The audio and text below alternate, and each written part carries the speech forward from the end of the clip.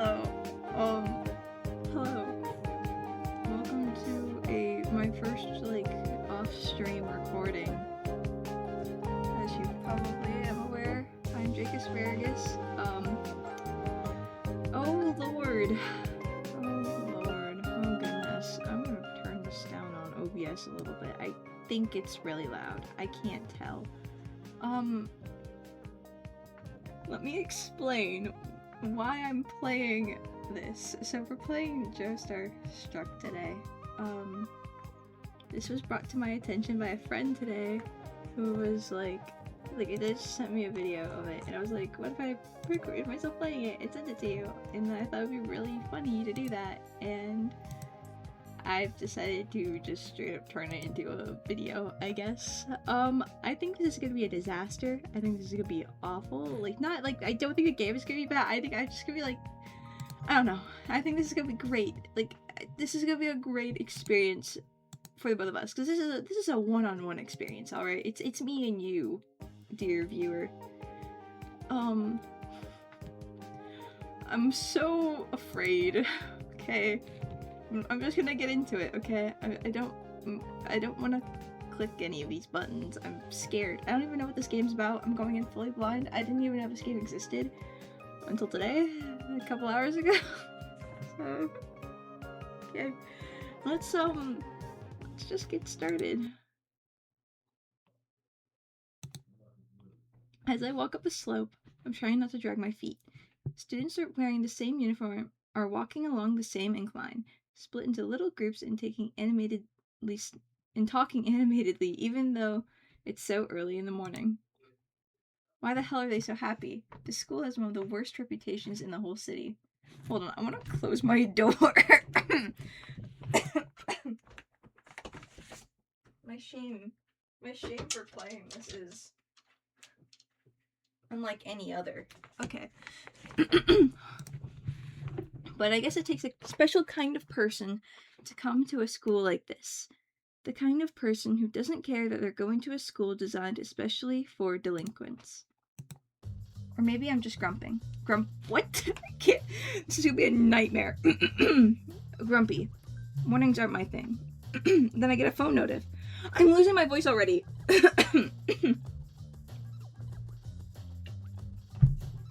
Dude, lock in. I kick a wrong... Oh, wow.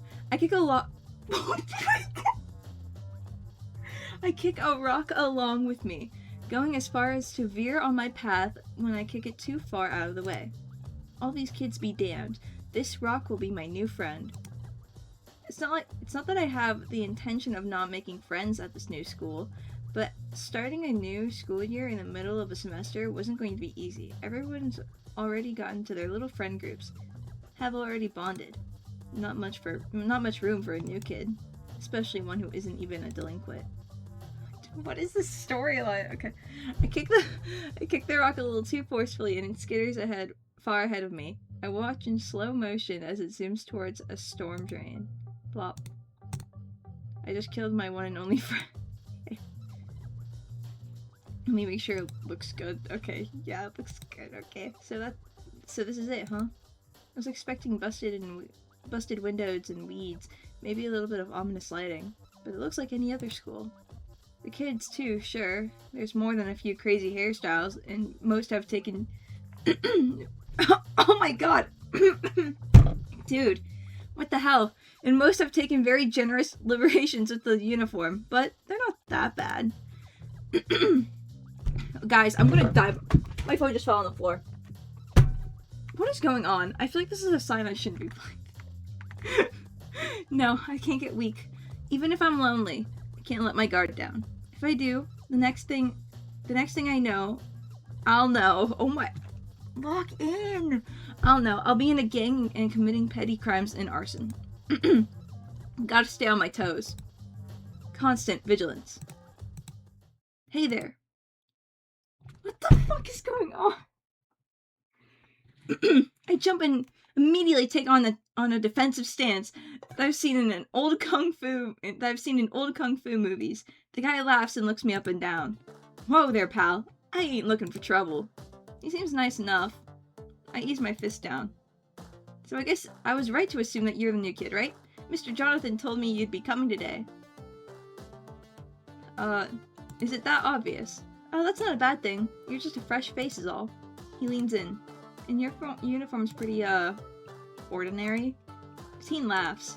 Well, yeah, almost everyone spices him up. Can we just get off my screen, dude? I can't do this! I make a mental note to spice up my uniform as soon as I can. Maybe a couple pins to the on the lapel or something. Wouldn't that be thuggish enough? Would that be thuggish enough? Mr. Jonathan asked me to give you a little tour. Oh, yeah. I'm Josuke, by the way. Get this guy off my screen! What should I call you? My name is Jake Asparagus. Can I give a space? Do you like spaces? The game likes spaces. Well, Jake Asparagus, let's get going, shall we? So bad. Josuke shows me around. Kids are milling around the hallways. I'm so sorry. This is gonna be a nightmare to get through. And filtering into classrooms, paying us little mind. Everything actually looks pretty ordinary. Huh?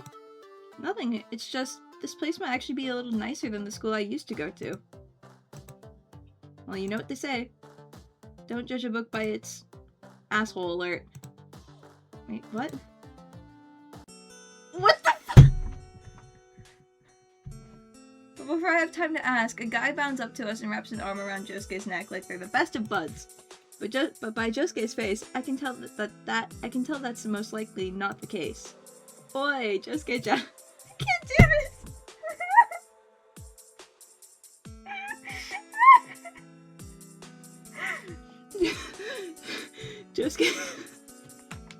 Josuke sighs through his nose and doesn't bother to hide his annoyance.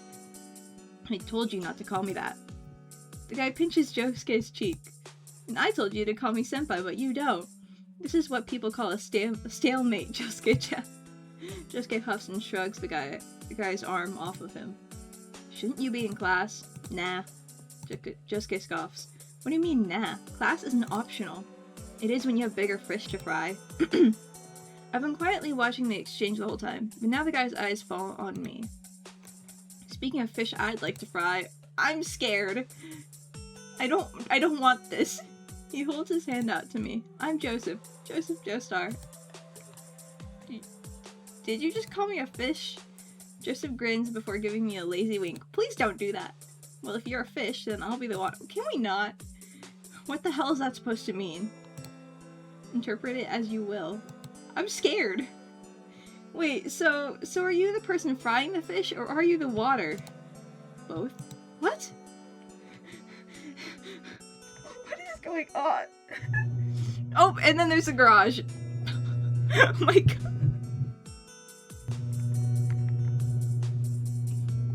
Oh, well, you're hearing the garage anyway. I tried to mute, and then I accidentally unmuted, so whatever. Josuke rolls his eyes and rests his hands on his cock tip. Stop harassing the new kid, and just tell us what you want. Joseph straightens up and finally gets to the heart of the matter. Have you seen Caesar around? Caesar's in this game! The bell rings, signaling that class is starting. The last few stragglers in the hallway disappear into different doors, leaving the three of us alone. Joseph doesn't seem in the slightest. This is awful. Not the game. The game's great. He's probably in class. Oh, the garage.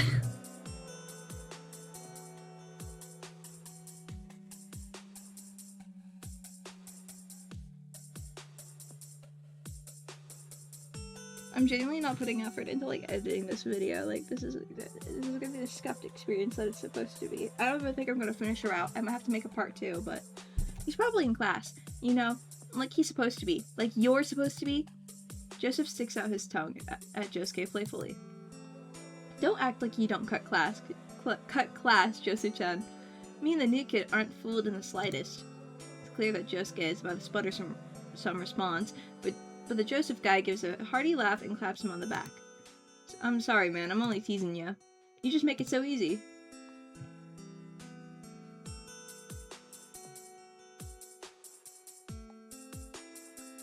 We gotta get going, fish guy. Fish? Ha, well, I guess I had that one coming.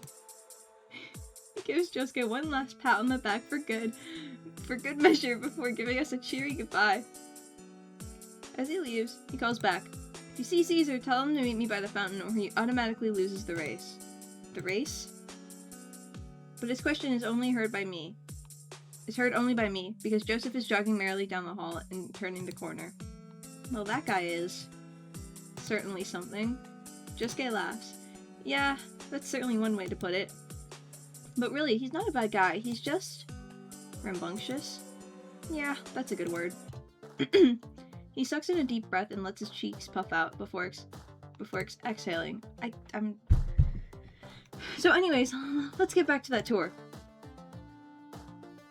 Josuke is really talkative, giving me people to watch out for, pointers on how to fit in, and other odds and ends of information.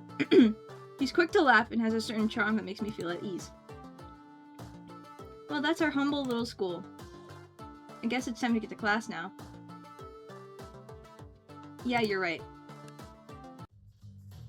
Oh my god, dude. Everyone looks at us when we enter the room, as to be expected. The teacher, Mr. Jonathan, okay, stops writing on the board and gives us both a sunny smile. There you are. I was starting to wonder if you two had gotten lost. He looks to me and smiles even brighter. Wow. If he keeps this up, I'm gonna go blind. You must be Jake Asparagus. It's great to meet you. It's nice to meet you too, Mr. Jonathan. What a positive attitude. I appreciate that. Did Josuke give you a good tour? I hope he wasn't too troublesome. We only did a handful of petty crimes. Nothing federal, rest assured. Jonathan shakes his head and Josuke laughs before heading towards his seat. Would you like to introduce yourself to the class, Jake Asparagus? I very much would not like to do it, but I know it's a rhetorical question. I turn to the class. Hi, I'm Jake Asparagus. Okay, so far so good. I'm excited to be part of your class. I'm going to give very normal responses. Okay, final statement. I got this. I look forward to meeting all of you. I bow politely, and there's a bit of curious chatter around the room. What a lovely... I'm reading on my made-up words now. What a lovely introduction, Jake Asparagus. Jonathan claps his hands together. We've got a few seats available. Choose whichever one you want. Oh, I'm scared.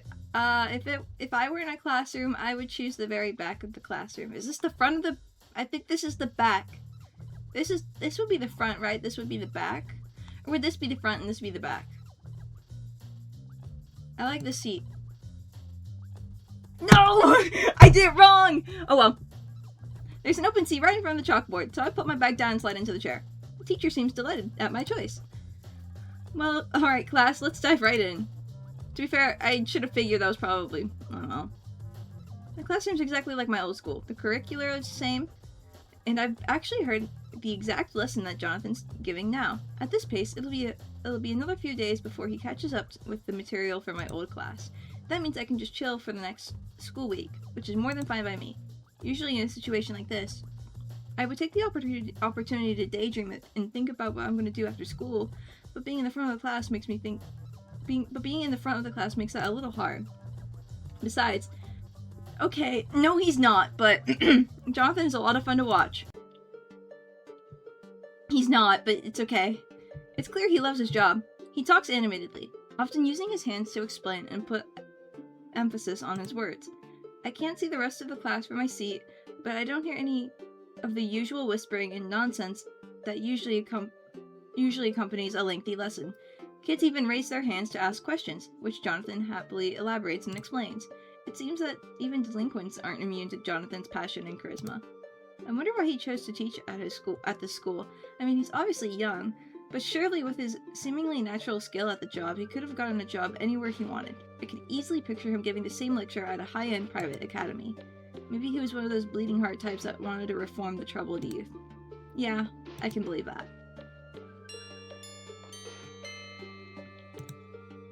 Oh, I'm like... We've only been recording for at most 15 minutes, and I'm like dying. Okay, lunch already. Jonathan looks at the clock. Time certainly does fly.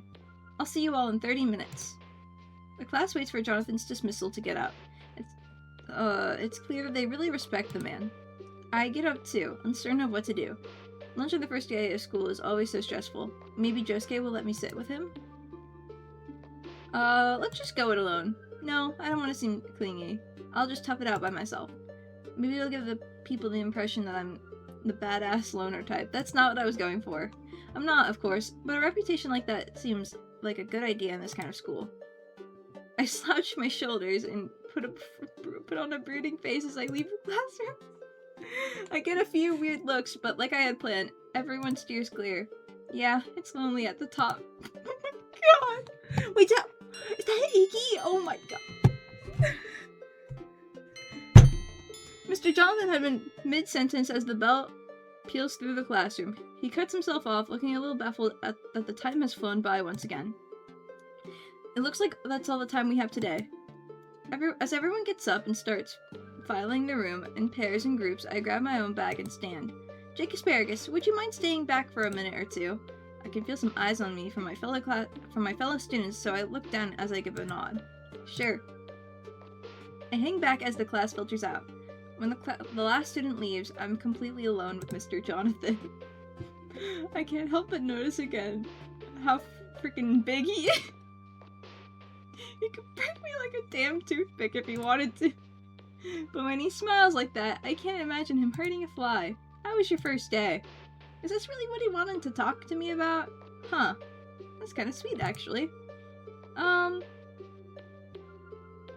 think I could get used to it. It can take a bit of time, but you seem like you'll find your place here in no time. I believe in you. God, this guy just radiates positive energy. How does he do it? Is that what you wanted to talk to me about, Mr. Jonathan? Partially. He goes to his desk and grabs a neatly stapled packet of papers. You've lived close to one of your fellow classmates. He holds the papers out to me. He didn't come to class today, so I thought you could drop these off on your way home. It'll be a great way for you to meet the last of our little class. I take the packet from him and look over the first page. It was the stuff we went over in class today. There's a sticky note at the top with an address written in clean, bold handwriting. Sure, that shouldn't be a problem. He smiles at me. Thank you, Jake Asparagus. He leans forward a little bit. And thank you for joining our class. I know things are a little different at Uniku Academy, but you're gonna do great. I incline my head in respect, since I don't trust myself not to say something stupid and potentially embarrassing. I think I blushed more today than I have my whole life, all because of Mr. Jonathan. No, I have not, but that's okay. With the packet of homework Mr. Jonathan gave me, I followed the directions to this Jotaro's house. Oh god, no! I'm so sorry, I don't know what I'm doing. He lives on the same street as me, so this shouldn't take long. As I look for the house number scribbled on the post-it note, my gut clenches in anxiety. What I've heard about this Jotaro comes to mind, and I gulp. He can't be that bad. I'm sure what I was told was just an exaggeration or something. Sure, he seems to have a reputation at school made for delinquent punks, but how bad can it be? I mean, I go to that school, and it's not like I deserve... Oh, I found it. It's only a handful of houses away from mine. I double-check the house number and make sure it's correct before stepping up to the front door. Letting out a deep breath, I press the doorbell. It's quiet. I can't hear any footsteps inside, or at least a voice reassuring me someone is on their way to answer. I ring the doorbell again. It's still quiet. Maybe nobody's home? I lean back and check the driveway, but as I do, the door clicks as if it's being unlocked. I stand up straight to greet whoever who answered and find myself face to face with the broodiest mug I've ever seen. God. My words fail me. Is this Jotaro? This tall, beefy mofo is staring at me as if hoping I evaporate where I stand. I open my mouth to speak, but I don't know where to begin. Good evening. I'm your new classmate. My name is Jake Asparagus, and Mr. Jonathan asked me to drop these off for you since I live down the street from here. I offer him the packet of schoolwork, keeping my eyes on the printed text. Jotaro doesn't say anything, and I gulp. I inched the homework forward a tiny bit, hoping he'd just take the damn thing. Before too much of an awkward moment passes, he grabs it. Thanks. I look up in time to catch him nod at me in appreciation. That was really all I needed to do. I guess I can just excuse myself and go home, but... Girl, go home! You are Jotaro, right? He looks at me as if to confirm. It really is nice to meet you, Jotaro. I'll see you... He shuts the door in my face without a word. Around. I scoff under my breath. Asshole. But that only means my little task is done. I turn around to leave the property and head straight to my house to conclude the day. Ugh. Where the hell's the snooze button? There it is. Zzz. Alright, I'm up. I sit up tiredly and look at my clock. The little glowing numbers tell me it's still pretty early. I had set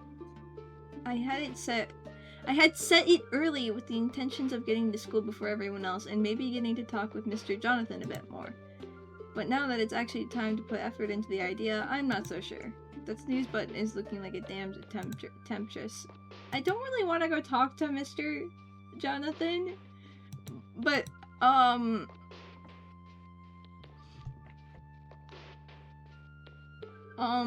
we're gonna keep sleeping.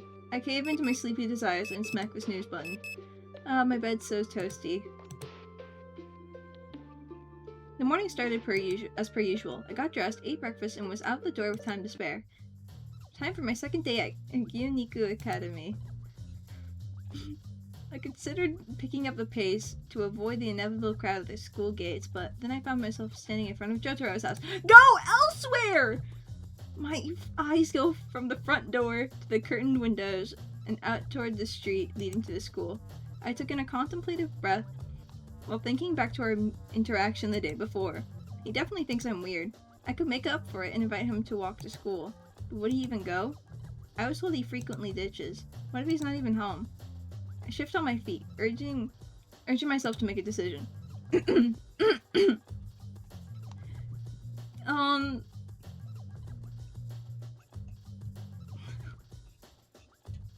You know what? Let's invite him. Let's spice it up. We said no to Jonathan. We gotta say yes to something. Oh my god! What am I playing? Sorry. I gather up my nerve and approach the front door. I'll only ring the doorbell once. Just once. If he doesn't answer, then he's either out or still asleep. And if he's still asleep, then I'd just be a jerk if I woke him up with the doorbell. I take in a deep breath and press the button. I can hear the chime from inside and steel myself where I stand. Damn, that sounded louder than before. A countdown starts in my head, and I stare at the door where the door meets the frame. Before my anxiety significantly builds, I hear the same click of the door lock. Man, I should have left him alone, bro. Jotaro cracks the door open and looks at me. As silent as ever, and it's making me nervous. Good morning. I give a slight bow in greeting. I was thinking, my eyes seem to focus on everything else but his face. We want to walk to school together. In an attempt to be polite, I try to smile, but it feels like I'm just giving away how uncool he's making me feel. Jotaro doesn't even seem to react. I mean, if you're even going today. I try to save myself before given a real chance. Jotaro starts to close the door. No. The door clicks shut, and I'm left in the same spot as yesterday. Maybe I'd be lying if I said I wasn't expecting this. I turn around and continue my walk to school by myself. It didn't even take more than 10 steps when I heard the banging of a closing door behind me and the voice of a younger kid calling out to someone. You're gonna get in trouble if you skip too many days, stupid. Make sure you go sometime this week. Oh, hi! What the hell? I didn't think you were in this game. Hi! I turn around, curiosity getting the better of me, and see some girl wearing the local middle school's uniform leaving Jotaro's house. Her hair styled into twin buns and her bangs dyed pink. They have a middle school for delinquents too. The expression on her face reminds me of Jotaro's, an edgy rudeness, but with a girlish twist. A sister, or daughter. The latter wasn't entirely impossible. I keep walking to avoid coming across as suspicious, and she passes me in no time. As unlikely as it seems, I wonder I'll learn the whole story behind this girl and Jotaro. I really hope I don't. Probably not. I really hope I don't. The next morning, I start my walk to school. Sure, it's been taking some time adjusting to this place, but I can say that I like it. I muse over the past few days when I reach— No! I don't want to! I don't want to! My steps start to falter when someone comes out the front door. It's the same middle schooler I saw before. Her twin buns wrapped tight on top of her head and below those dyed bangs, a scowl reminiscent of Jotaro's. I want to say hi to her because I love Jolene, but I don't want to say hi to her and get trapped in this romance. I don't want it. I'm gonna say hi because I like her. I love Jolene, but I don't want to, I hope I don't get trapped in this romance. Good morning. I call out to her and she stops to look at me. Her eyes as piercing as Jotaro's, and it rips a nervous smile out of me. Hey. She continues walking. I'm losing her. I quicken my pace to walk beside her. Are you, well, a relative of Jotaro's? Quick and straight to the point. What could go wrong? She glances at me almost accusingly. You're not even gonna ask my name first? And you're just dishing out all these questions about my personal life? Well, damn. I look back at her with a non-existent comeback stuck in my throat. Relax. She's just a kid. Gotta set an example for the future What the? My bad. You're right. I'm Jake Asparagus. And you are? Jolene. I catch a satisfied smirk she tries to hide. It's nice to meet you, Jolene. She shrugs and keeps her eyes on the sidewalk we share. I guess. We both fall quiet next. Just the sound of our shoes against the pavement filling the chilly morning air. This certainly wasn't how I planned my morning to go. If anything, I expected to be walking alone and anticipating the wild shit that will inevitably go down once I arrive at Uniku. Wasn't there something you wanted to ask me? Oh, yeah. I look at Jolene with somewhat of a smile. Gotta set that example. Right. I just wanted to know if you're a relative of Jotaro's. I noticed how you come out of his house. I'm his sister. Oh. Oh?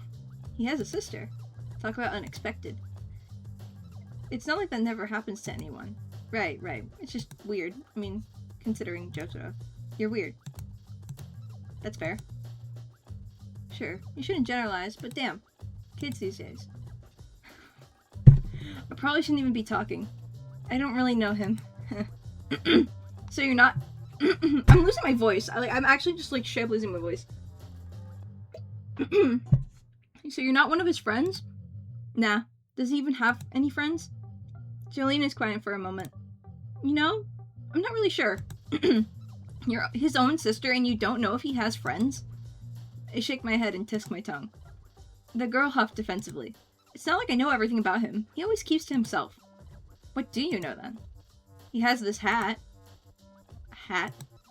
He's always wearing it. Wouldn't be surprised if he was born with the ugly thing fused to his skull. Now that I think about it, he was wearing that hat the times I saw him. That's weird. I only nod in response. As we round the corner, we reach the intersection that branches out our path. Jolene was due to turn left and reach the middle school while I need to turn right. Guess I'll see you around, weirdo. I force a smile and wave her off and continue my walk to the academy. This is like... I don't know. I don't know. I've been playing for almost 30 minutes now, and I don't know how I feel about this. I walk past the school gates among my fellow students and head for the building I need to get to class. Oh my god. Another day? Nope, I'm not saying it. Okay. Another day, another bizarre adventure. Oh my god. The walk home is quiet and peaceful. It's a nice change of scenery to get away from the chaos of Uniku. I can't. Dude, what am I playing? I turned the street corner to enter my neighborhood, and that's when I see her. Hi, Jolene. Jotaro's sister. Can you address her by Jolene, please? Shit. What was her name? Jolene! I stare at the back of her head as if trying to channel my hidden and unknown sidekick abilities. Nothing. But that's when I see it. The name tag on her bag. I quicken my step to get a bit closer so I can read it. Jolene Kuja. She turns around. Oh, shit. Hey. Jolene, right? She gives me a quizzical look before nodding. You were the one that gave my brother that homework, right? I recognize you from when you dropped it off. She saw me? Jolene turns to keep walking and motions for me to follow. I almost trip over my own feet to catch up to her. Well, yeah, I was. Is he done with it? Yeah, actually. You need it back? You can come by right now to pick it up. I'll just turn it in for him, whatever. Sure, I'll turn it in for him. He's done with the whole thing? Yeah, I know he doesn't probably seem like it, but he's pretty good at school. He just hates going to class. Relatable. We approach the front door of the Cujo house, and Jolene reaches into her bag for the house keys.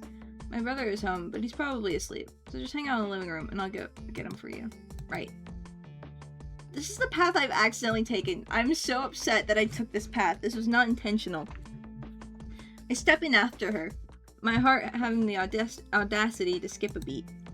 What's the big deal? I'm just here to pick up some homework. Sorry about the mess. We're not the tidiest people. No, Mom? I probably shouldn't ask. She gestures down the hallway. JoJo's room is this way. Follow me. Oh my god. Okay. She opens his bedroom door without knocking or anything. Part of me has a little heart attack. He's a teenage boy after all. Oh, he's not here. Oh, he's not here. Yeah, I see that. Hang tight for a sec. He's probably outside. She leaves me standing in the doorway of Jotaro's room. Well, I gotta say I'm a little shocked by the stuff I'm seeing. It seems so normal. I pause for a quick moment to take it in. Everything is blue, and for some reason, it makes sense. There's a rack of hats hanging over his bed, and I can't hold back the smile that finds its way onto my face. No, it doesn't.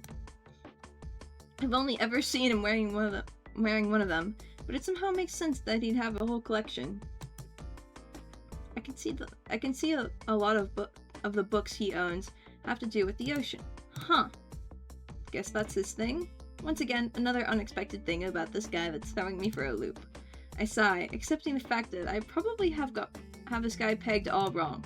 Of course, I've only met Jotaro once, and for a brief time to boot, but I certainly wouldn't have guessed his room to look like this. I tentatively sit on the edge of his bed as I look around, not daring to touch anything. I feel incredibly out of place. I just keep thinking back to Jotaro's scowl.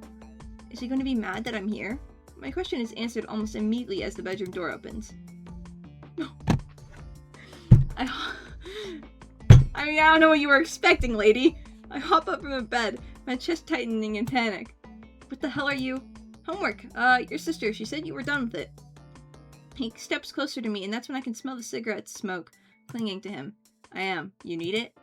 Well, I can turn it in for you if you're not going to come to class anytime soon. I offer a smile, insisting that I don't mean any harm. He seems to understand where I'm coming from. But before we can say anything else, Jolene pops into the doorway. I can't find him. Oh, there you are. You shouldn't let strangers into the house. Whatever, just hand over your homework. I have my own to do. Wow, I can't speak. She makes a face and grabs her bag before going back into the hallway. Also, you stink. Take a shower. Her voice echoes through the house, and I try to hold in a laugh. She's not wrong. I look back to Jotaro expectantly. Sorry, every time I remember what I'm playing, I'm just like... I'm so sorry. I'd be more than happy to get it out of your way, buddy. Let's just try... What? Let's try to figure out this homework situation. He seems to read my mind. Jotaro moves on from the shelf to his desk. Jotaro moves on from the shelf to his desk. The look on his face telling me he's irritated. Sorry, my guy. I know this is something most of us would consider a waste of time. I can't read. I try to keep my stare off of him. And on the floor, lest I catch his gaze and he finds me even weirder for watching him. But the silence is heavy. I twiddle my thumbs and rock my heels. The house is quiet, save for faint music coming from what I can only guess is Jolene's room.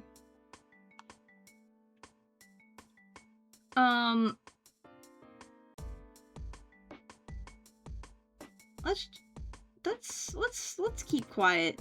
I shrug off my impulse to say anything. No telling how I can get myself into some deep shit in this situation. I can't even bring myself to let my eyes wander. Jotaro continues his search continues to search, and I only let my weight shift from one foot to another. The silence is oddly comfortable, but maybe this is what they call the quiet before the storm. Any second now, Jotaro is going to put me down for interrupting his daily life. Shit. I look up and see him inspecting a fingertip. Paper cut? I'm unable to stop myself from speaking, and I regret it immediately, but Jotaro only nods. Yeah. He doesn't even look at me and keeps searching. Here it is. He holds up the packet of homework and steps up to me. The first paper has some worn edges, but it's all filled out. I take it and flip through it to double check its completion. Thanks. I'll hand it to Mr. Jonathan right away. Thanks. As soon as he says it, he heads out into the hallway, leaving me alone in his room again. Huh. Okay then. I wait for a few seconds, but he doesn't come back. What am I supposed to do now? I wait for a bit before heading back out into the hallway. He's not out here either. Alright then. My feet carry me... What? Sorry. My feet carry me to the nearby wall with pictures hanging off of it. I lean in closer to get a better look. There's a younger Jolene with the same kind of hairstyle. A younger Jotaro who's... smiling?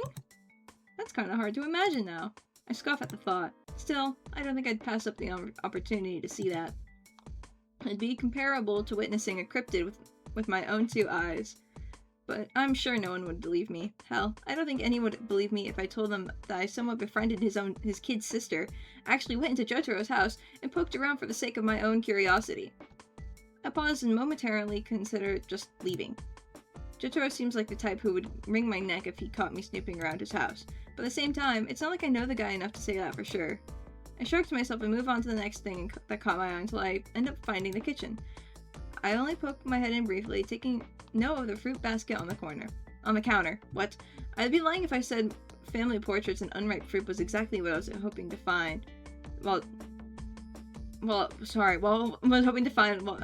trapezing around Jotaro's house unintended. I look at the doors in the hallway. To my left, the door has a gaudy sign hanging on it. Jolene was painted in bright colors on the sign, and I can hear music from underneath the door. The other door, Jotaro's door, also has a sign. I tiptoe closer until I can read what's on the placard and almost laugh. Jotaro's name is painted on this one. It's less embellished as Jolene's, and for a moment I consider the possibility that maybe she was the one who made it for him. Probably when she was even younger. It doesn't seem like she'd do anything like that now. I make my way deeper into the hallway, where another door awaits. This one has no decoration, but I can hear the sound of running water from the other side. That's gotta be the bathroom. Wait. If Jolene is in her room and doing homework, and the two of them live alone, oh. I guess Jotaro took Jolene's shower comment to heart. But really though, did he really just hop in the shower without saying bye to me or showing me out? I guess I can't hold it against him too much. The guy seems pretty socially challenged. With a blush burning my cheeks, I decided it's probably time for me to leave. There's no blush, by the way. No, there's not. I make a hasty exit. I should have left way earlier, bro. With all said and done, I make my way home. For a brief second, I find myself wondering if Jotaro is actually going to show up to class one day. If he never does, they'll definitely expel him. And if he's expelled, well, I guess I'll never really see him again. It'd be a shame. Oh my god, it'd be a shame, but it is what it is, right?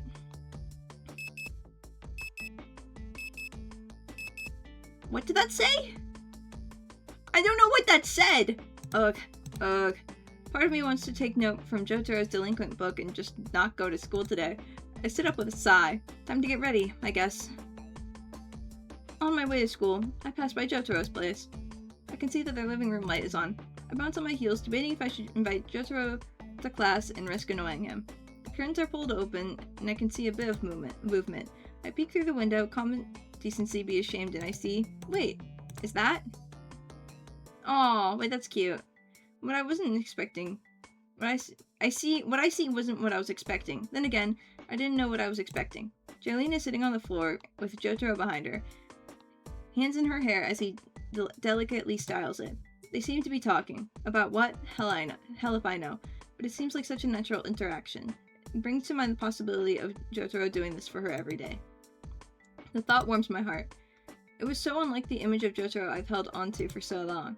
This rugged, secretive, bitch-faced delinquent carefully styling the hair of his little sister. I wonder if he was the one who dyed it for her too, or at least took her to the salon and paid for it to get done. I realized that out of the other times I've seen them together, this moment is when they seem the most close. But maybe they're always this close. Or is this one of the things that they can do together out of all their other interests or hobbies? Not that styling hair fits Jotaro, because it really doesn't. But seeing that it's something that he probably picked up to do for Jolene, and definitely sheds some light on the guy. I finally back up, not wanting to get caught and go to the front door. I'm smiling and can't stop it, but I press the doorbell anyway. For a moment, I wonder who's going to answer. Before I can put any more thought into that question, the door opens and Jolene is standing in the doorway. I'm about to greet her when I notice she has one hair bun on her head. The rest of her hair is down and unstyled. Ah, gee, I could have waited a bit more for Jotaro to finish up her hair. Jotaro, your friend is here. She hollers out before I can say anything and disappears back inside. Don't worry, I'll do the rest myself. I hear her talk to her brother from inside, and soon I'm looking up at Jotaro Kujo himself.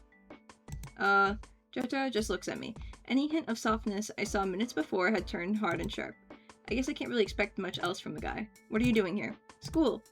I'm smiling too much, making it obvious that I found out some kind of secret. Well, just wondering if you're gonna come today. He didn't react at first, but he might as well have scoffed or rolled his eyes. Dunno. Well, it's not a hard no. Maybe there's hope? So if you do go, it'll probably just be on a whim? Probably.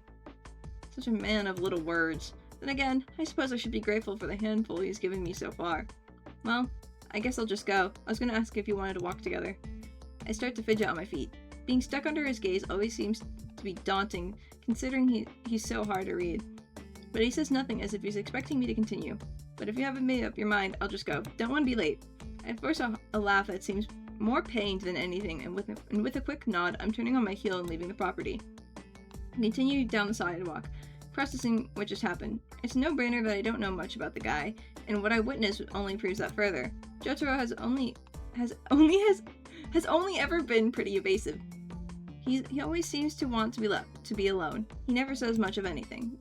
God, why do I even care? I don't know! Well, I honestly can't help it. At this point, I'm pretty invested. No, I'm not. To think this all started from dropping off the guy's homework. Oh shit.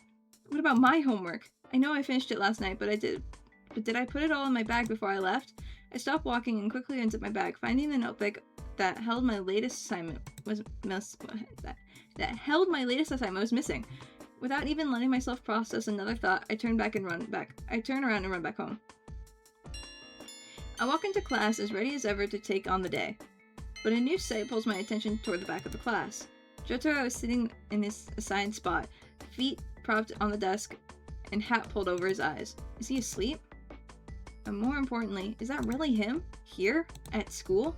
As I approach my own desk, I get closer to him. There's no way this is some imposter. Who can mistake the edge of that jawline? What the fuck? I pull out my chair and sit down. My eyes still stuck to Jotaro. It's weird seeing him at school. Every time before this, I've only ever seen him at his house. I'm gonna leave him alone. I look away, allowing him his privacy, and hoist my bag onto my lap to fish out my notebook and pencil. But after setting them on my desk, I can't help but take a small peek back at Jotaro. Jotaro doesn't say anything, but tucks the bill of his hat further down his face. I can't help but see it as his own kind of greeting. Why is she here? Today, oh, I didn't read. Today, I'll be matching you all up with a partner. Despite Miss Arena's sweet smile, everyone around me groans. Group work never has any fans, does it? Trust me, you'll all want a partner for this project. Her smile is unwavering as she refers to one of the objects on her desk. It's a sack of flour. You and a partner will be taking on the role of— No! Take on the role of parents. No! Your assignment is to simply take care of a baby. Otherwise, a tender sack of flour. Can we not do this? Can we not do this? Like, can we not? Is that okay? Is that okay if I say no? I don't really wanna.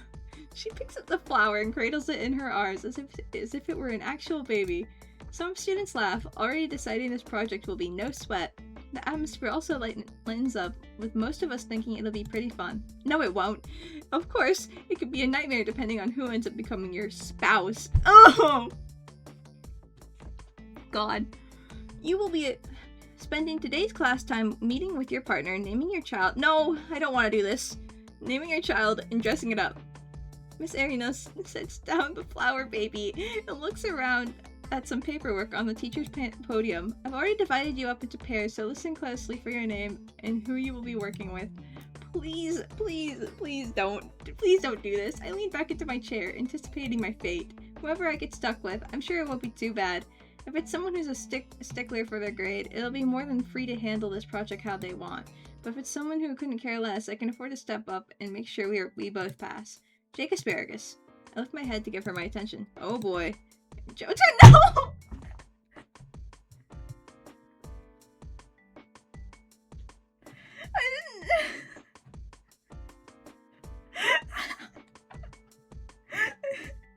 I didn't think I was actually going down this path.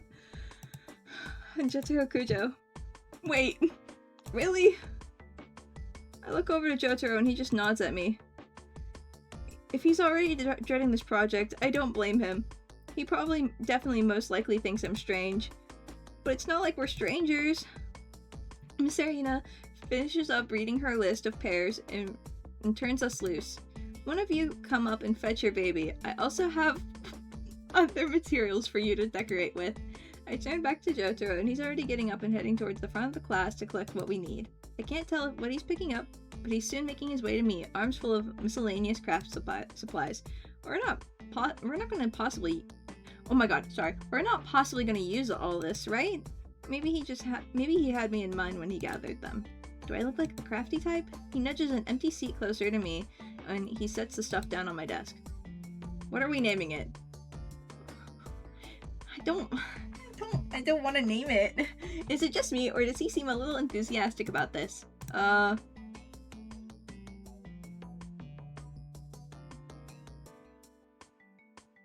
don't really want to name it. You name it. You can choose. I'm not the best with names. Jotaro quiets for a moment to think. He's really putting some thought into it. I start to wonder if he'll give up and insist I come up with something, but then he holds up a finger. Jota. Jota? Jotaro shakes his head. Jota. Isn't that what I said? Like your name. No. He grabs my pencil and scribbles something in my notebook. Jota. Oh, Jota. With that done, we gotta personalize it. I grab the sack of flour and set it between us. How do you want to do this? Jotaro fidgets with a roll of tape as he looks at the sack. It needs a face. He suggests, poking at it. Right. Throw some eyes in. Jotaro grabs the sack and pulls something out of his pocket.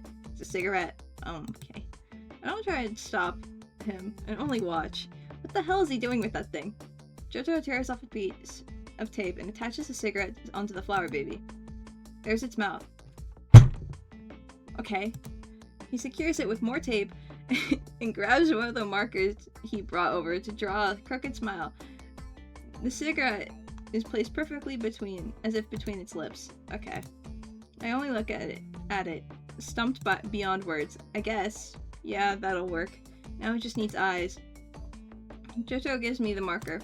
Your turn. I take it and tap it against my chin and thought. This kid's eye can make or break looks. It's not like I'm Picasso or anything, but let's see how this turns out.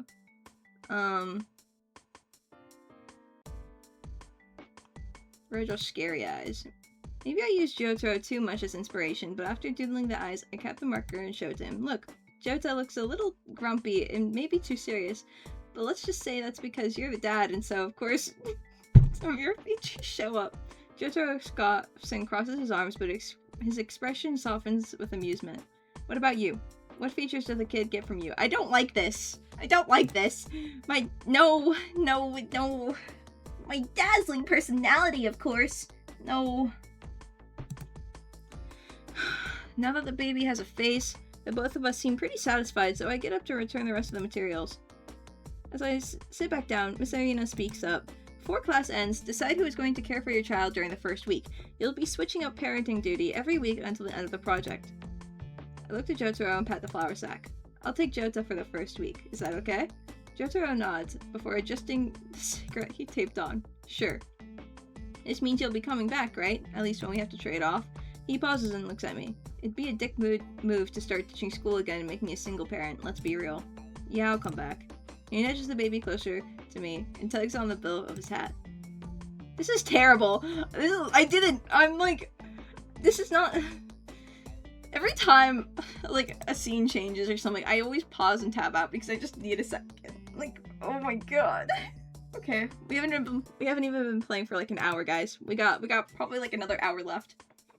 Jotaro! I can't. I try and catch up to him with Jota in my arms. As soon as Miss Arena dismissed the class, he wasted no time leaving. But when he heard me call out his name, he paused to look at me and looked at me expectantly. Well, we live on the same street, so how about we walk home together? I offer a smile. Sure, we're not exactly friends, but we're getting there, aren't we? But before Jotaro can answer, someone bumps into me from behind. Startled, I drop Jota onto the floor. It all seemed to happen in slow motion. I watch as our child tumbled out of my hands and splat onto the ground. My gut freezes in panic when I see the sack split open and flour spill onto the floor. Jota? Jotaro!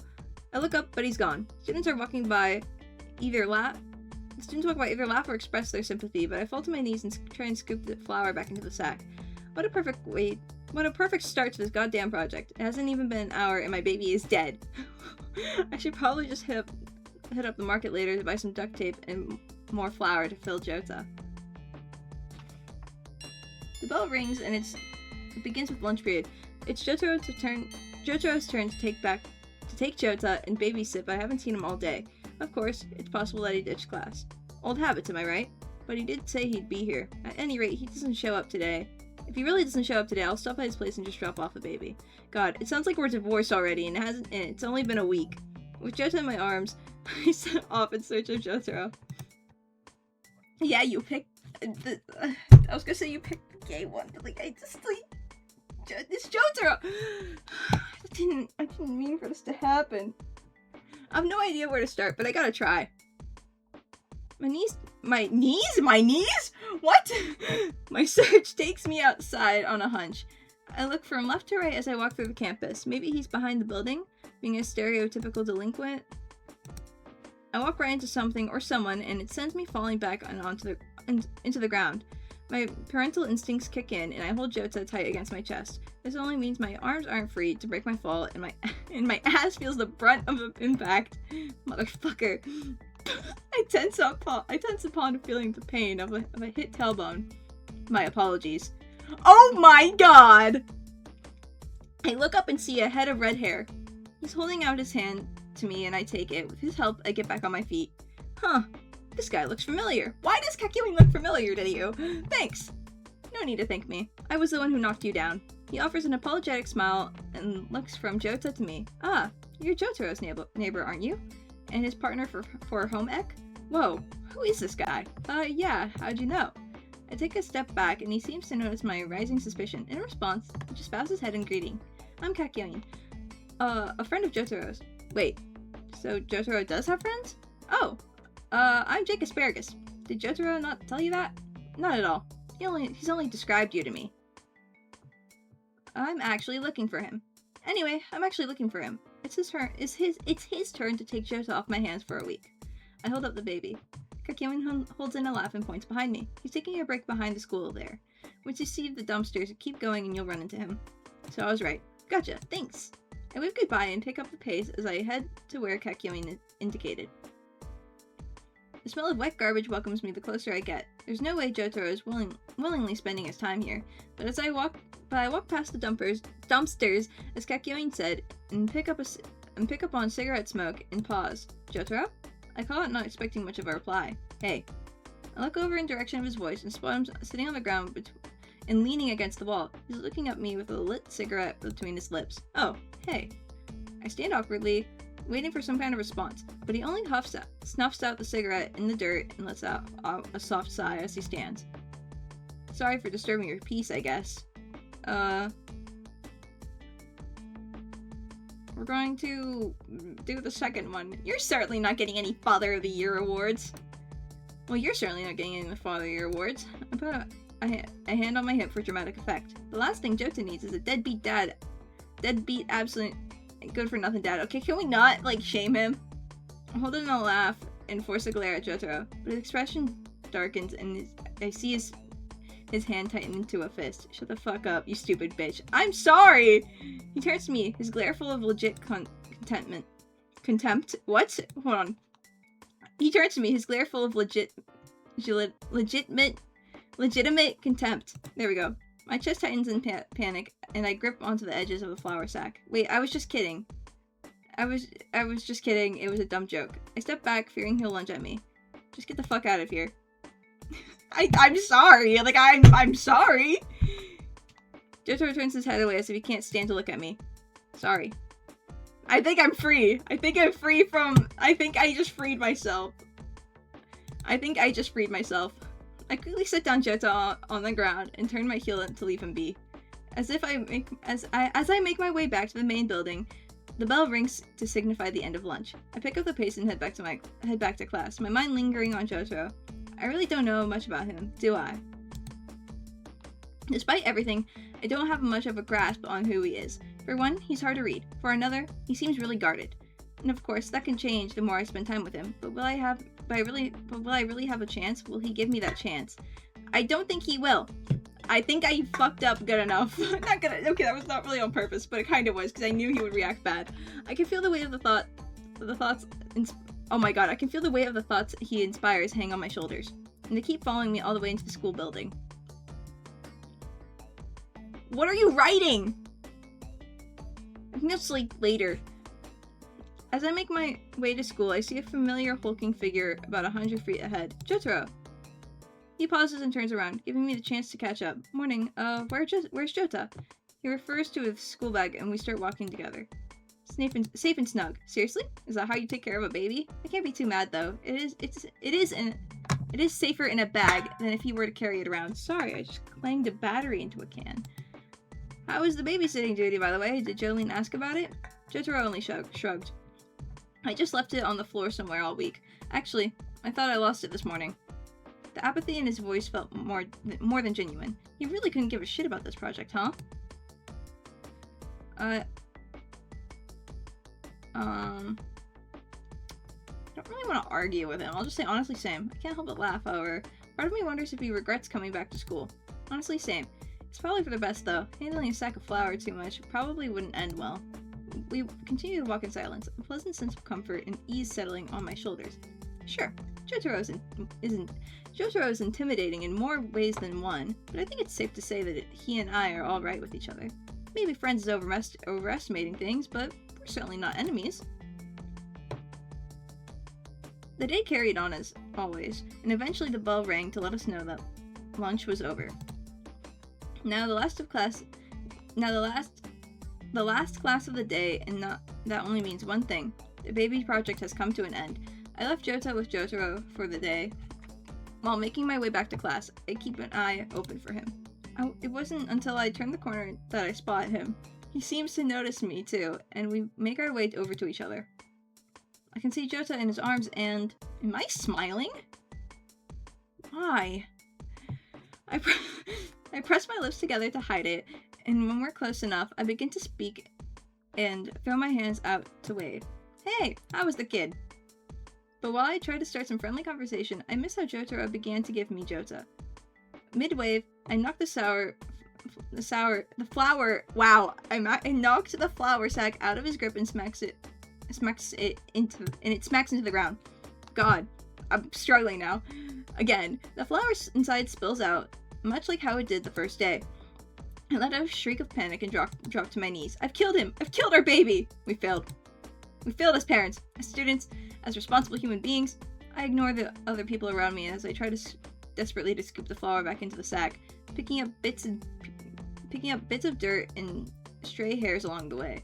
In front of me, Jotaro just stands there and watches. He makes a move to walk around me, but I look up at him. I'm sorry. I've pretty much given us enough. He only shrugs. Guess this makes us Humpty Dumpty's horses and men.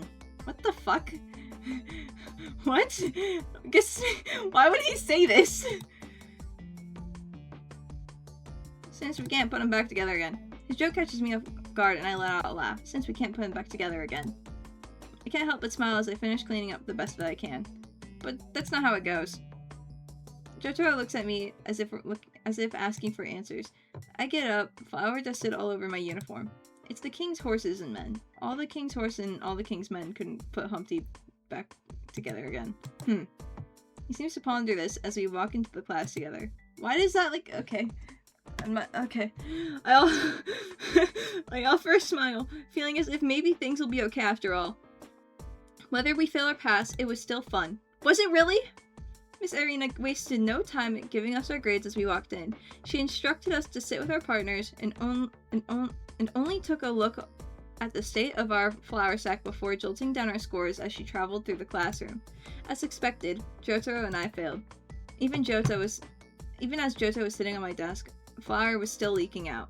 I look over at Jotaro. He's leaning back in his chair, head tilted up towards the ceiling with his hat over his eyes. Is he taking a nap?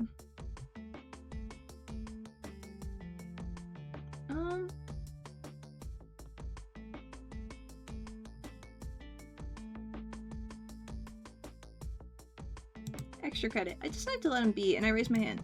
Miss Irina, did we get the chance for extra credit? All eyes in the class turned towards me. Some looks ungrateful, as if I asked out loud what they wanted to know. Ungrateful or grateful? Some looks grateful. Oh, sorry, I read that as ungrateful. It's grateful. Miss Irina tapped her pen against her lips and thought. I can give those who failed an extra assignment. How's that sound? A handful of students voiced their approval, and I caught some thank yous directed my way. Just stay behind a bit after class, and I can give you all the details. With that said and done, I glanced at Jotaro. He hasn't moved an inch. Sorry, I'm still playing with the battery. Is he really asleep?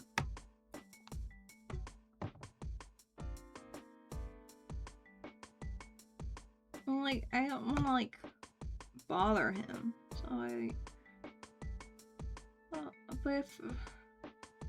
I'll leave him be. In case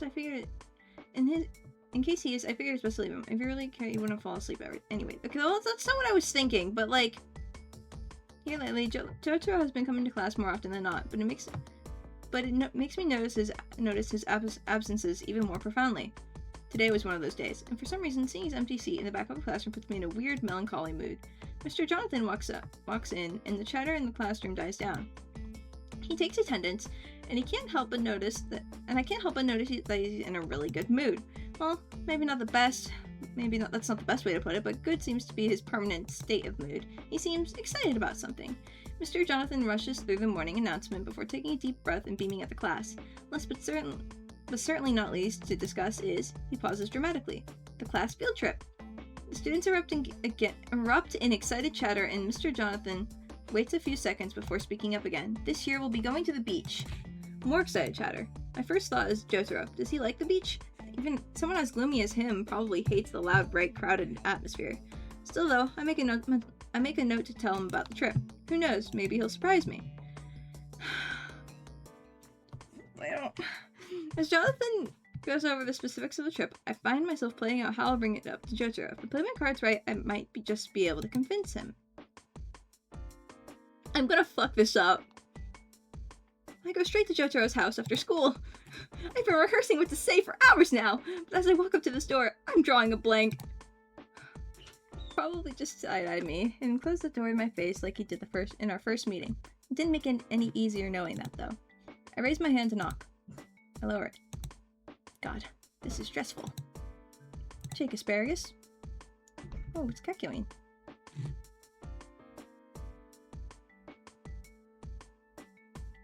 Sorry. What are you doing here? I sigh. At this point, I'm not too sure myself. What are you doing? I typically go to Jotaro's house after class. He holds up a stack of papers. He likes to look over all the lessons from the day. Huh. So even if he doesn't show up to school, he still makes sure he's caught up. The fact that he actually puts an effort towards his education, even if it's a pretty roundabout way, oh my god, is really surprising to me. Jotaro really is an interesting guy. Kakyoin drops me a wink. Don't let him know I told you though. It might tarnish the bad boy persona he's worked so hard on. Put my hand over my heart. The secret is safe with me. Kakyoin chuckles before looking me over. I let you know why I'm here, so it's your turn. Tell him. I kicked my foot out and looked down. feeling a little stupid at my reason, but the intent to tell him nonetheless. It was only fair since he told me his reason. There's a class trip coming up, and I wanted to tell him about it. Kakyoin. Nuts. Lonely. Ah, yes, the beach trip. Jotaro doesn't like going on class outings, so he normally wouldn't even entertain the idea of going. Normally. Well, this year's a little different. How so? Why? Because you're here now. Kakyoin gives off that I know something you don't smile. Like, I know something that you don't know smile that he seems so fond of. I'm sure if you ask him nicely, he'll come along. I feel like I'm in one of those old-timey cartoons where their whole face turns cherry red. I'm surprised. Steam is pouring out of my nose and ears. Just then, the front door opens. I thought I heard you two out here. What the hell are you doing? I was just having a friendly chat with Jake Asparagus. Jotaro hops. Well, go do it somewhere else other than my front porch. Actually, Jake Asparagus had something to ask you. Isn't that right, Jake Asparagus? Part of me is grateful for Kakyoin acting as the wingman in this situation. The other, larger part of me is internally slinging the foulest curses at him for putting me on the spot. Jotaro is looking at me expectantly, his face completely unreadable. Damn it, I can't back out now, thanks to Kakyoin. I guess I just have to get it over with. There's a class trip coming up Mr. Jonathan was talking about this morning. Jotaro's expression doesn't change, so I trudge forward. We'll be going to the beach. Still nothing. Kakyoin gives me an encouraging smile, egging me on. So I just wanted you to know. Is that all you wanted to say? Kakyoin, you monster. No, I guess it isn't. I just thought it might be fun if you went too. I mean, if you want to. If you aren't busy. If you're up for it. If you don't have plans. Now I'm rambling. I snap my mouth shut and wait with my heart in my throat. There's no way he'll agree, especially with my sloppy invitation. I want to melt into the cracks on the ground. The beach, huh? Sure. Sure. I'll go. Kakyoin looks happy, but not surprised. I, on the other hand, feel like I've just been sucker punched in the gut in the best way. Okay, I guess I'll take a few steps back to make my hasty retreat before Jotaro can change his mind. I stumble a bit and Kakyoin hides a laugh. I'll see you later. I reckon. Luna? Was she audible? I wouldn't be surprised if she was. I break into a dead sprint to my house. Holy shit, I did it. I did it!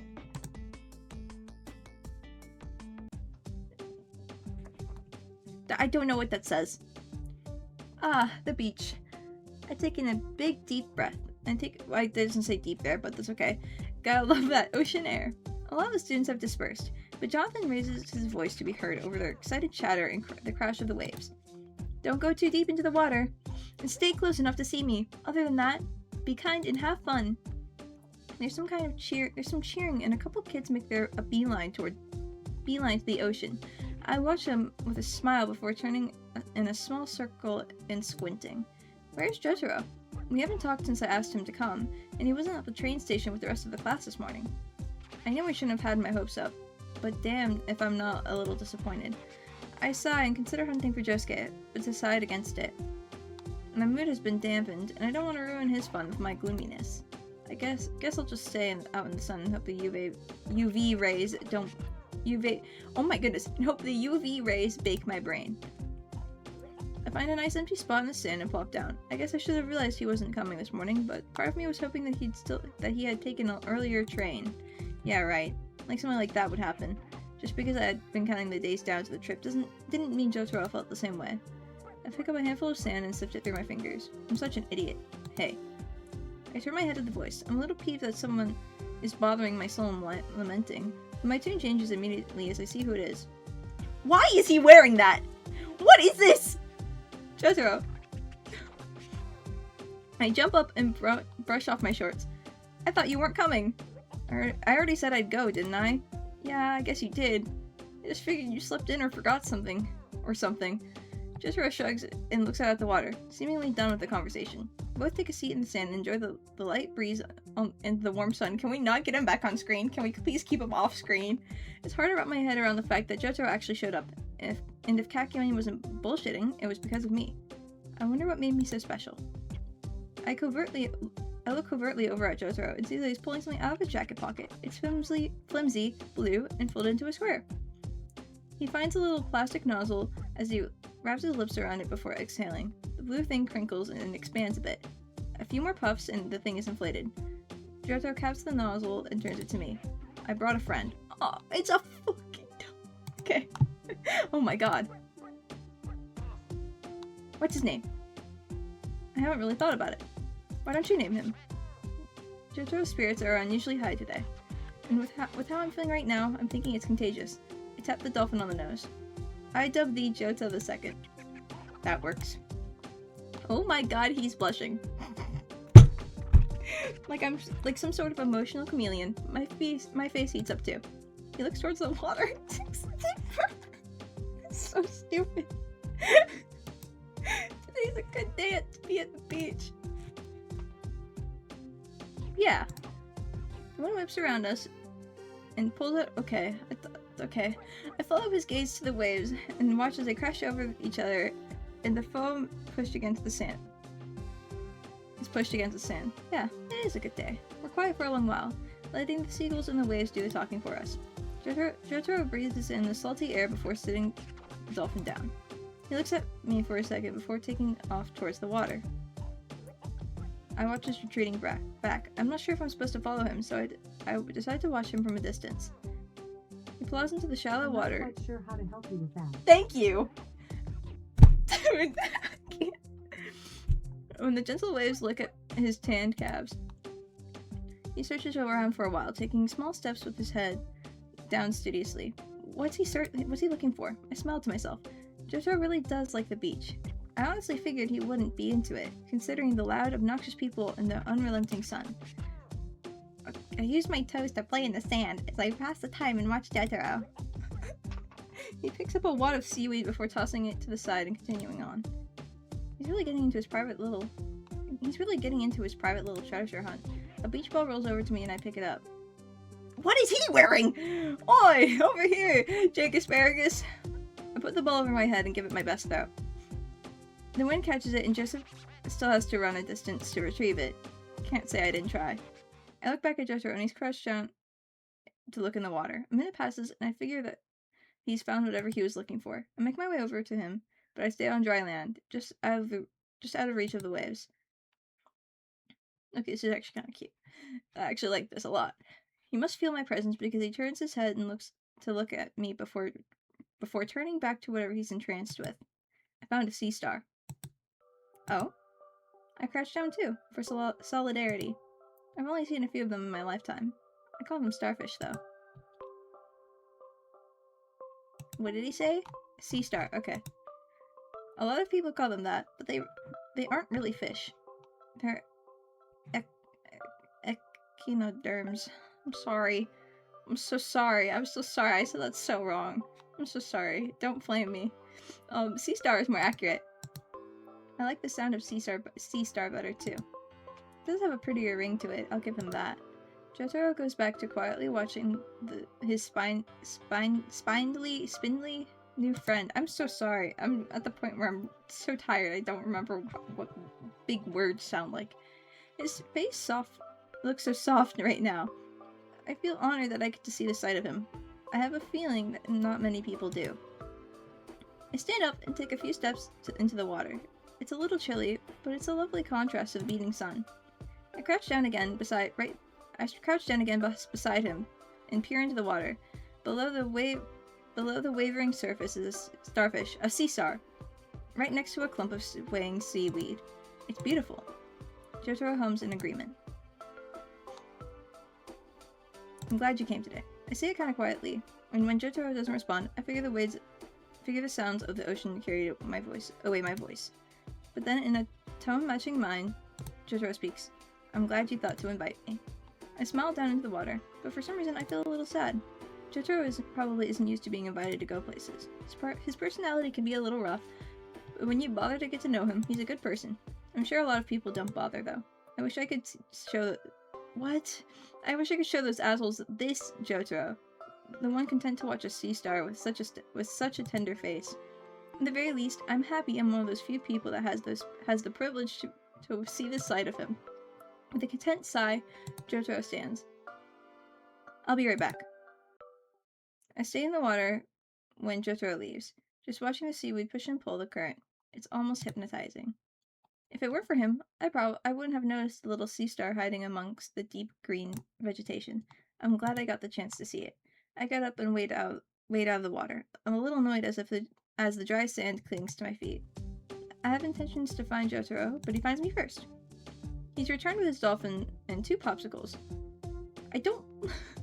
Okay. Good one. He hands me one.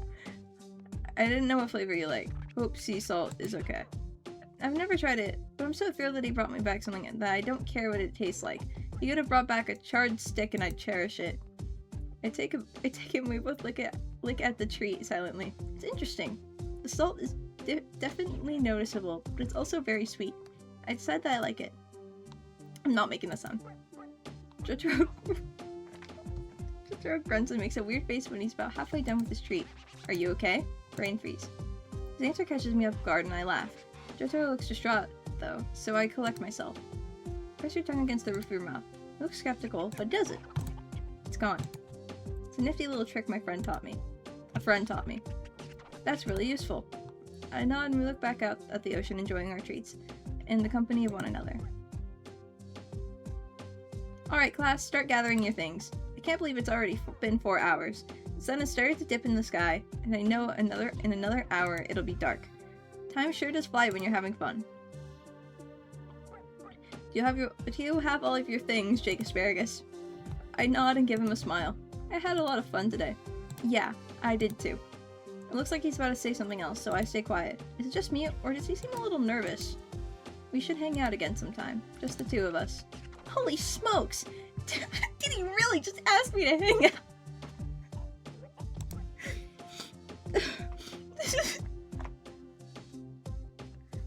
Just the 2 of us? Like a date? What?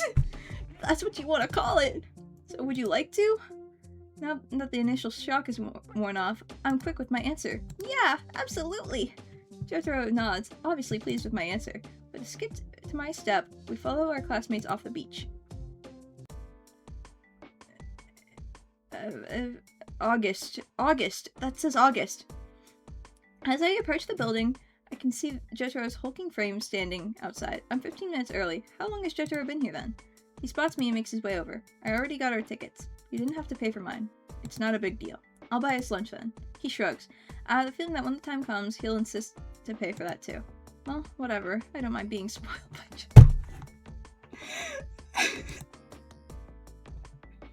Oh, they're at the fucking court. Okay.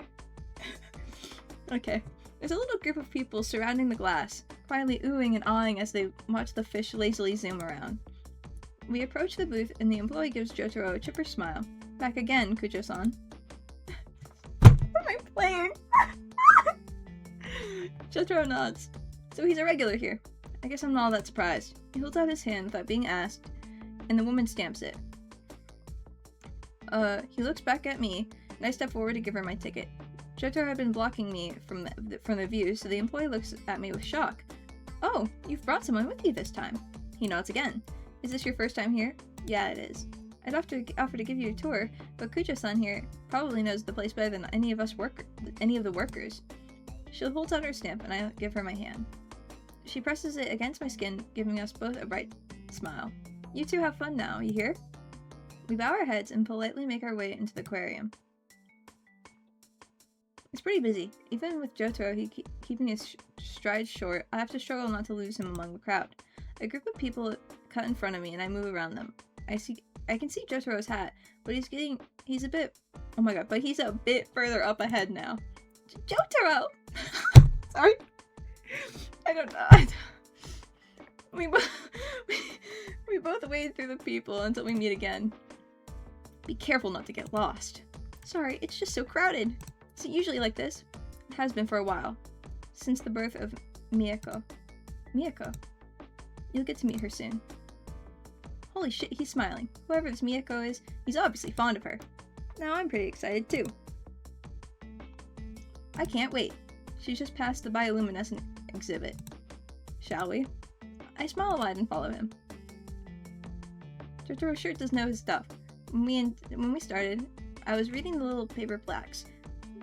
I don't know where I got paper from, but I quickly decided I didn't need to. Jotaro's information is more precise and in-depth, and it's more interesting hearing him talk about these things anyway. I occasionally point to a fish and ask him about it, and he's able to provide me with various details and facts about them. The tour guide wasn't lying when she said Jotaro knew the place well. Oh. Okay, I think I'm good. We quietly come up on a giant glass hallway. Everything is cast in a wavering blue, giving it a dreamlike quality. There she is, Miyako. I follow his eyes and see a beluga whale. She's floating around lazily, her little flippers giving a non-committal flap every once in a while.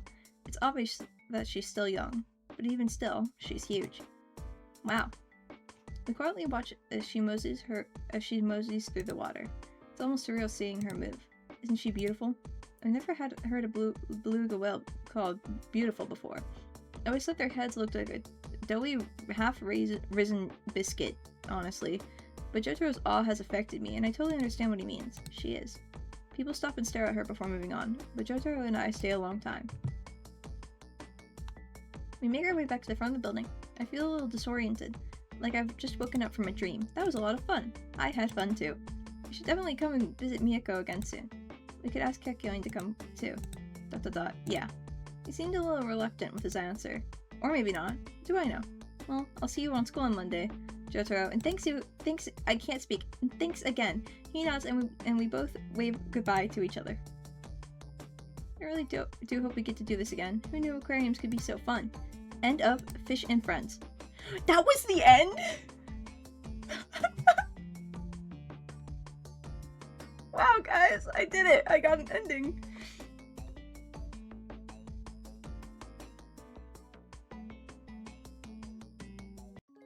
I'm pretty sure there's probably a better ending. But, yeah, I think I'm gonna call it here, you know, we got an ending. If any of you watching this enjoyed it enough, I'll probably do another, but, like, yeah, I don't know. I don't know what, this was a great game, honestly. I don't have any concluding thoughts, so I guess just, like, if you watched the full hour and, like, half of this, thanks for watching, and, let me know if you want more of this kind of content. I can play more itch games, I can, obviously do more runs of this, there's more characters, more endings, so, you know, just let me know, I guess that's it. Oh, if you're new here, I stream on Twitch, twitch.tv/JakeAsparagus. Come check me out when I stream. Oh, I swear I don't play stuff like this normally.